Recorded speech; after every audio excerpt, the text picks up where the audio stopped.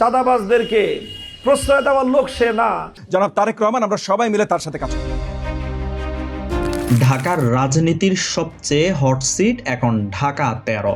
মোহাম্মদপুর, আদাবর আর শেরেবাংলা নগর নিয়ে গঠিত এই আসনে শুরু হয়ে গেছে ভোটের স্নায়ুযুদ্ধ। একদিকে আলোচিত ইসলামী বক্তা ও বাংলাদেশ খেলাফত মজলিসের আমির মাওলানা মামুনুল হক, অন্যদিকে বিএনপির হয়ে মাঠে নামা চমকপ্রদ নাম ববি হজ্জাজ। কিন্তু মাঠের সমীকরণ পাল্টে দিয়েছে একটি বড় ঘটনা। মামুনুল হকের জন্য পথ ছেড়ে দিলেন জামায়াতের হেভিওয়েট প্রার্থী। তাহলে কি মোহাম্মদপুরে খেলা ঘুরে যাচ্ছে? আজকের ভিডিওতে কথা বলবো ঢাকা 13 নির্বাচনের মামুনুল হক বনাম ববি হজ্জাজকে নিয়ে। শেষ পর্যন্ত কে জিতবেন, মামুনুল হক নাকি ববি হজ্জাজ? যদি নতুন হয়ে থাকেন তাহলে চ্যানেলটি সাবস্ক্রাইব করে পাশে থাকুন। উৎসবমুখর পরিবেশে মনোনয়ন জমা দিয়েছেন মামুনুল হক, তবে চমক ছিল অন্য জায়গায়। এই আসনে জামায়াতে ইসলামীর কেন্দ্রীয় নেতা মোবারক হোসেন মনোনয়ন সংগ্রহ করলেও শেষ মুহূর্তে মামুনুল হকের সমর্থনে তিনি লড়াই থেকে সরে দাঁড়িয়েছেন। শুধু জামায়াত নয়, এনসিপির আকরাম হোসেনও মামুনুল হকের পক্ষে নিজের অবস্থান পরিষ্কার করেছেন। অর্থাৎ এই আসনে ইসলামী দলগুলো এবং সমমনা জোটের একক প্রার্থী হিসেবে অনেকখানি সুবিধাজনক অবস্থানে আছেন মামুনুল হক। তার অনুসারীদের দাবি, এই ঐক্যই হবে জয়ের চাবিকাঠি। চাঁদাবাজি করার লোক না, চাঁদাবাজদেরকে প্রশ্রয় দেওয়ার লোক সেনা। 12 ফেব্রুয়ারি ত্রয়োদশ জাতীয় নির্বাচনে আমাদের কোনো চেষ্টার ত্রুটি যেন না থাকে। কিন্তু প্রতিপক্ষ ছেড়ে দেওয়ার পাত্র নন।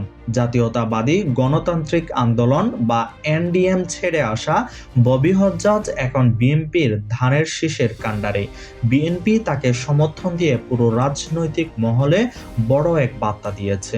ববি হজ্জাজ উচ্চশিক্ষিত, ক্লিন ইমেজ এবং তরুণ প্রজন্মের কাছে জনপ্রিয়। মোহাম্মদপুর, আদাবরের বিশাল এক শিক্ষিত এবং মধ্যবিত্ত ভোটার গোষ্ঠী তার প্রধান টার্গেট। বিএনপির দীর্ঘদিনের সাংগঠনিক শক্তি আর ধানের শীষ প্রতীকের আবেগ যদি ববি হজ্জাজ পুরোপুরি কাজে লাগাতে পারেন, তবে লড়াই হবে সমানে সমান। বাংলাদেশের মানুষ তাদের বিজয়ের ফসল ঘরে তুলতে পারেনি। দীর্ঘ 54 বছরেও জুলুম শোষণ মুক্ত একটি স্বাধীন একটি বাংলাদেশ গড়ে তুলতে পারা যায়নি। তাহলে শেষ হাসি হাসবে কে? মাওলানা মামুনুল হকের পেছনে আছে শক্তিশালী ধর্মপ্রাণ ভোটার ব্যাংক এবং জামায়াত ইসলামী আন্দোলনের কৌশলগত সমর্থন। অন্যদিকে ববি হজ্জাজের প্রধান অস্ত্র ধানের শীষের চিরাচরিত জনপ্রিয়তা এবং তরুণ ভোটারদের একাংশ। ঢাকা 13 এর ভোটের ইতিহাস বলছে এখানে লড়াই বরাবরই ত্রিমুখী হয়। তবে এবারের লড়াইয়ে একদিকে আছে আধ্যাত্মিক আবেগ, অন্যদিকে আধুনিক নেতৃত্বের অঙ্গীকার। সাধারণ ভোটাররা এখন ভাবছেন, ওয়াজ মাহফিলের জনপ্রিয়তা কি ব্যালট বক্সে রূপান্তর করতে পারবেন মামুনুল হক, নাকি ধানের শীষের ঝড়ে উড়ে যাবেন সব প্রতিপক্ষ? যদিও যুদ্ধ গণতন্ত্র রক্ষা করার, তবুও আমরা আমাদের যতগুলো দফা দিয়েছি পরিষ্কার করে দিয়েছি কতখানি জনবান্ধব সরকার হবে। সকল দলের কর্মী সমর্থকরা রাজপথে আমরা ইস্পাত কঠিন ঐক্য গড়ে তুলে আগামীর বাংলাদেশকে আমরা ঐক্যবদ্ধ বাংলাদেশে পরিণত করবো ইনশাআল্লাহ। নির্বাচন ঘনিয়ে আসার সাথে সাথে এই উত্তাপ আরো বাড়বে। জামায়াত ও এনসিপি সরে দাঁড়ানো কি মামুনুল হককে একতরফা সুবিধা দেবে, নাকি ববি হজ্জাজ সৃষ্টি করবেন নতুন কোনো চমক? আপনার কি মনে হয়?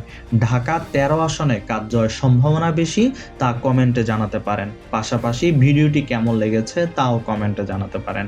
যদি নতুন হয়ে থাকেন তাহলে চ্যানেলটি সাবস্ক্রাইব করে পাশে থাকুন।